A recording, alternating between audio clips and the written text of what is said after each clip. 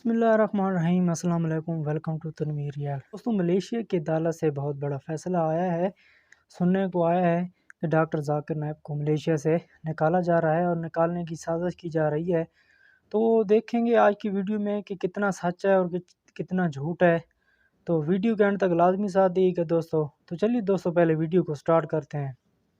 तो आप जानते हैं कि डॉक्टर जाकिर नाइक दीन इस्लाम के बहुत ही मारूफ व मकबूल मुबल्लिग हैं। जहां उनको चाहने वालों की तादाद करोड़ों में है, वहीं उनसे नफरत करने वाले भी बहुत ज्यादा हैं और कभी कभी वो हद से आगे गुजर जाते हैं। कभी श्री श्री रविशंकर जैसा भारतीय हिंदू पंडित सामने आता है, तो कभी तारिक फतेह जैसा शख्स जो अब मर चुका है, वो डॉक्टर जाकिर नाइक के बारे में मुगल्लिजात बकता है।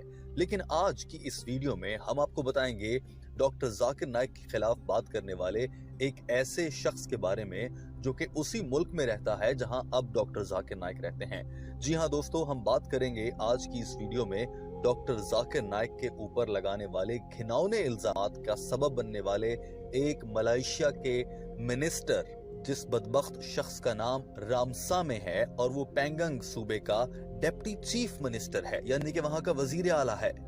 और इस शख्स ने डॉक्टर जाकिर नाइक के बारे में बकवास करते हुए एक मौके पर साल 2016 में ये कहा था कि डॉक्टर जाकिर नाइक एक शैतान है।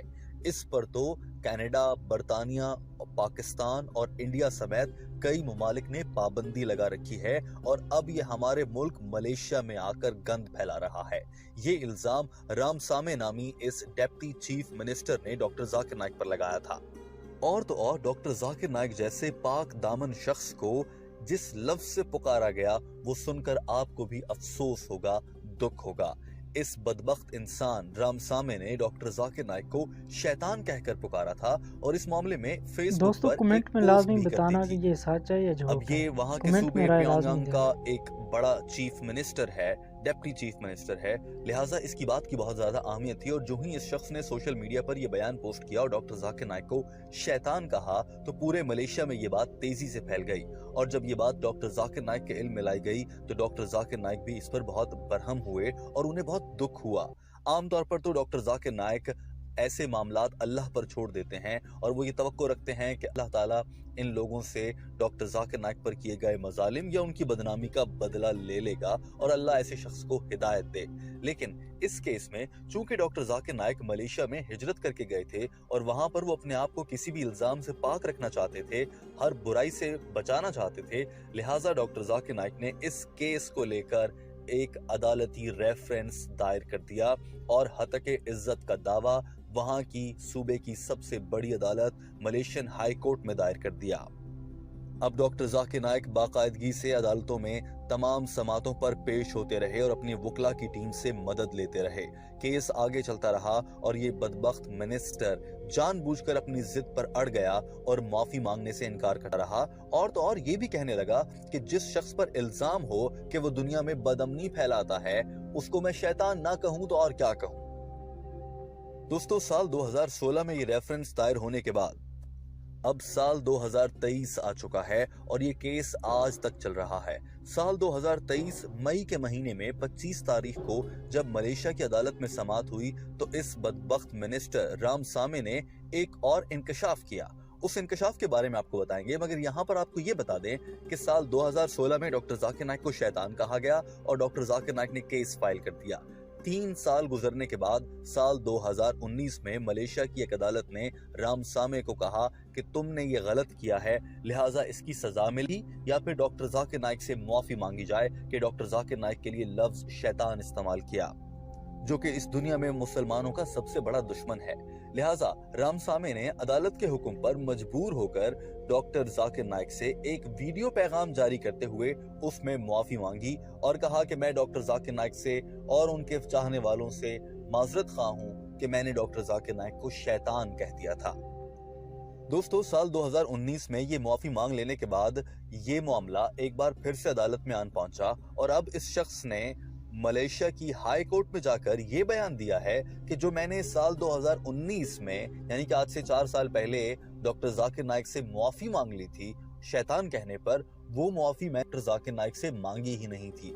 मैं तो माफी मांग रहा था उन लोगों से जो डॉक्टर जाकिर नाइक को पसंद करते हैं और उनके जज्बात मजरूह हुए। मैं माफी मांग रहा था उन लोगों से जिन्हें मेरी ये बात सुनकर नागवारी गुजरी। डॉक्टर जाकिर नाइक से माफी? हरगिज नहीं, मैं नहीं मांगता और ना मैंने उस वक्त मांगी थी।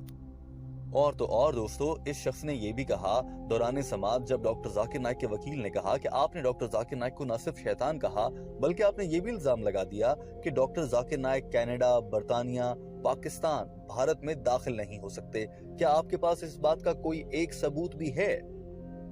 जवाब में रामसामे नामी इस डेप्टी चीफ मिनिस्टर ने भरी अदालत में ये कहा कि अगर मेरे पास किसी बात का सबूत नहीं है तो इसका मतलब ये तो हरगिज नहीं होता कि वो बात झूठी हो गई। ये तो दुनिया जानती है कि डॉक्टर जाकिर नाइक को कई ममालिक में दाखिले की इजाजत नहीं। दोस्तों याद रखिए कि इस बात में कोई शक नहीं कि डॉक्टर जाकिर नाइक भारत में दाखिल नहीं हो सकते, क्योंकि नरेंद्र मोदी ने वहां पर उनका जीना हराम कर रखा है और उनके खिलाफ इंतहाई खतरनाक मुकदमात कायम कर रखे हैं जो कि नकली हैं और जाली मुकदमात हैं। जो ही डॉक्टर जाकिर नाइक भारत में दाखिल होंगे तो नरेंद्र मोदी उन्हें हिरासत में ले लेंगे और उसके बाद डॉक्टर जाकिर नाइक की जान और उनकी जिंदगी की कोई गारंटी नहीं है। वैसे तो अल्लाह के हाथ में है, लेकिन नरेंद्र मोदी डॉक्टर जाकिर नाइक की जान के पीछे पड़ा है। लिहाजा भारत की हद तक तो ये इल्जाम समझ में आता भी है, लेकिन डॉक्टर जाकिर नाइक को पाकिस्तान जैसे मुल्क में दाखिले से पाबंदी, आज तक कभी ऐसी कोई खबर सामने नहीं आई। और तो और पाकिस्तान में तो उलमाए कराम और दीगर अहम शख्सियात डॉक्टर जाकिर नाइक को दावत देते हैं कि वो जल्द से जल्द पाकिस्तान का दौरा करें और यहाँ के लोग जो उन्हें बहुत पसंद करते हैं उनके दरमियान बैठकर उन्हें अच्छा महसूस करवाएं और दीन इस्लाम के लेक्चर्स और तबलीग वहां पर करें। दोस्तों ये सूरत हाल है रामसामे नामी इस डिप्टी चीफ मिनिस्टर की, मगर आप देखिए कि अल्लाह रब्बुल इज्जत ने डॉक्टर जाकिर नाइक को कैसा हौसला और इस्तकामत अता कर रही है।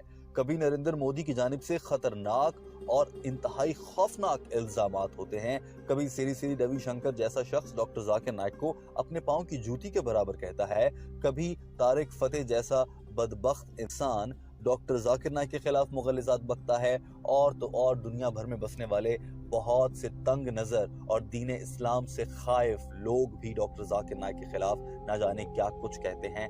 अब ये मलेशिया का एक मिनिस्टर निकल कर सामने आया है। इससे पहले भी डॉक्टर जाकिर नाइक पर मलेशिया में भी जिंदगी तंग करने की कोशिश की गई, लेकिन अल्लाह ने उन्हें ऐसी हिम्मत से नवाज रखा है कि वो कभी भी गिव अप यानी कि हिम्मत नहीं हारते, गिव अप नहीं करते। और तो और डॉक्टर जाकिर नाइक अल्लाह के पैगाम को दूसरे मुसलमानों और इंसानों तक पहुंचाने के लिए अपनी जद्दोजहद को जारी रखे हुए हैं। कभी वो ओमान में नजर आते हैं, कभी कतर में नजर आते हैं। हाल ही में मलेशिया में भी डॉक्टर जाकिर नाइक ने कॉन्फ्रेंस में शिरकत की है। अब तो मलेशिया के भी डॉक्टर जाकिर नाइक को पसंद करने लगे हैं।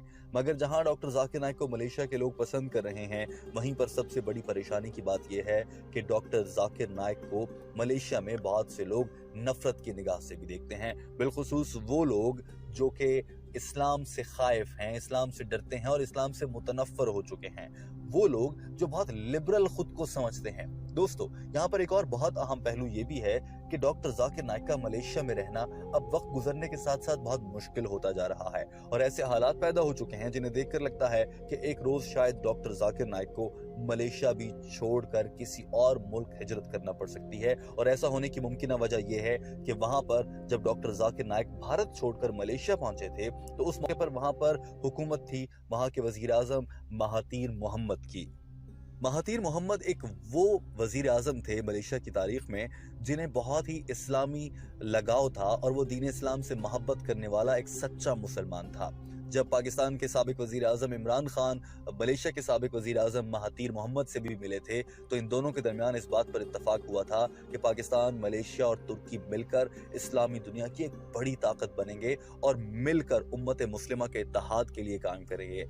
यहाँ तक कि जिस तरह से BBC और अल जजीरा के तर्ज पर बड़े टीवी चैनल्स बनाए गए हैं दीन इस्लाम की खिदमत की खातिर और दीन इस्लाम और मुसलमानों का अच्छा इमेज दुनिया के सामने रखने के लिए, महातीर मोहम्मद ने ही पाकिस्तान के वजीर आजम इमरान खान को और तुर्की के सदर रजब तैयब एर्दोगान को ये मशवरा दिया था कि हम मिलकर एक टीवी चैनल बनाएंगे जिससे मुसलमानों का इमेज दुनिया में बेहतर होगा, वरना अमरीकी और आलमी मीडिया मुसलमानों को बदनाम किए जा रहा है। यही महातीर मोहम्मद थे जिन्होंने डॉक्टर जाकिर नाइक को वेलकम किया और कहा कि दुनिया का कोई मुल्क अगर आपको अपने मुल्क में नहीं आने देता तो हम मलेशिया में आपको रखेंगे, आप हमारे सरकारी मेहमान बने। और सरकारी मेहमान का दर्जा दिया गया, सरकारी प्रोटोकॉल, सरकारी रिहाइशगाह और सरकारी हिफाजत और सिक्योरिटी भी डॉक्टर जाकिर नाइक को महातीर मोहम्मद ने ही दी। लेकिन खौफनाक सूरत हाल उस वक्त पैदा हो रही है दोस्तों, जब महातीर मोहम्मद अब मलेशिया के वजीर आजम नहीं रहे और अब इक़्तिदार में आने वाली पार्टी महातीर मोहम्मद की सारी पॉलिसियों के खिलाफ है, जिनमें से एक पॉलिसी डॉक्टर जाकिर नाइक को सियासी पनाह देना भी था। अब उस सियासी पनाह के दर्जे को जो डॉक्टर जाकिर नाइक को मलेशिया में हासिल है, उसे बड़ा खतरा लाहक हो गया है और बहुत से लोगों का ये ख्याल है कि शायद बहुत जल्द डॉक्टर जाकिर नाइक मलेशिया से भी हिजरत करने पर मजबूर हो जाएंगे। तो दोस्तों ये थी आज की वीडियो कैसी लगी आपको कमेंट में लाजमी राय बताना दोस्तों, क्योंकि ये सच है झूठ है ये आपने ही बताना है कमेंट में। तो वीडियो अच्छी लगे तो प्लीज़ सब्सक्राइब कर देना, लाइक कर देना, ताकि हमारी हर आने वाली वीडियो आप तक जल्द से जल्द पहुँच सके। नई वीडियो के लिए मैं दोबारा हाजिर रहूँगा, दुआओं में याद रखिएगा। अल्लाह हाफिज़।